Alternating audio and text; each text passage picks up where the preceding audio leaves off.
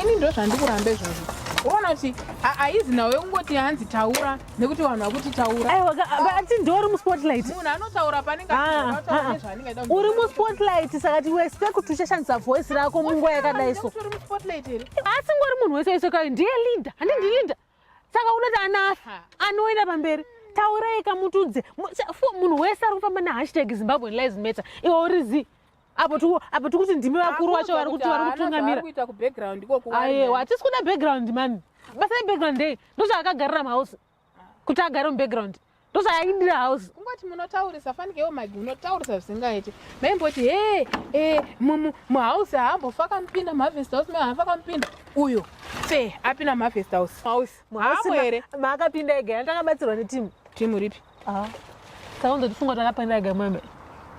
Akabatsirwa manje makutaura kwamusana kuswera manje ndizvakaitika ndikutaura live timu ipi iwe mukomana akapinda fair uyo constitution akashandisa constitution anoziva mutemo kuziva kuti pasection yakadai mutemo unoti zvakati pasection yakadai mutemo unoti zvakati saka kana ane achavhoterwa nehouse nekushayei hana vanhu kamune achatovhoterwa nehouse neconstitution auzati hana vanhu ndiani kana ane vanhu right ndangoti organize just congress chete ndangoti dedzera vanhu vecongress yaari kutadza nguva yese mwedzi yatodarika akudzati iri kutadzwa nani iwe ndaite nyaya ingoripo yenhau yenhirini covid ndo iri kumisa zvinhu matotanga nyaya dzemaexcuse kuti anzi covid kupa covid iwe kune covid ndo yangomisa otherwise uyu kungonza kuti inoputika congress zara kuputika ingwani vakangoita mariko mucovid macho imomo kana iyo rule nechekusupreme yakaitwa mucovid one chikumutarisa kuita congress mucovid chi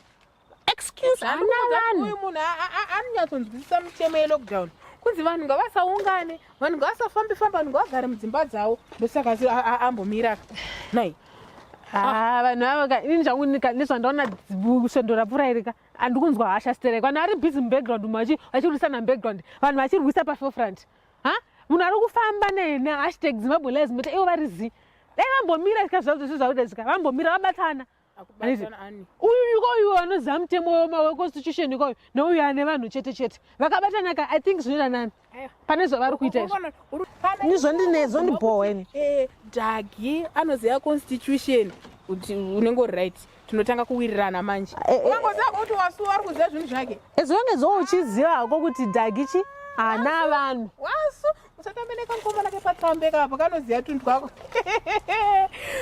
akaita kunonzi kuvhomora zvijoka kuti big five skip vati close ari muharvest house ari kutonga akapinda yekedero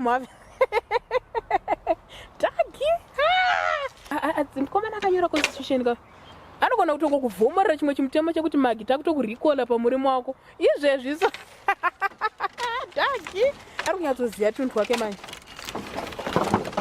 wautase enda kuna wasu nemaga unyarere neamana anapiwa huni kuharvest house nadhagi wanomuza kuti hauna chekubikisa ikoko anokusotera plan magi wakuisa mafeelings panyaya dzineinesu zvedu izvozvo endai munoseva constitution muri tuna wasu wako handitika kunosvika panozvizvazvinopisati unotaura hunu dzangu inini iwe uri kutopinda kupafilling station avakomana anotoziva nayo izveso pamwe tori vese kushabhina kutomwa hwava vari vese wauda kundinhikira ndipo kanoona kefu yakutokwana nemagi chiko izonyaya mabhasituoku ziri kupisa panike bhasituoku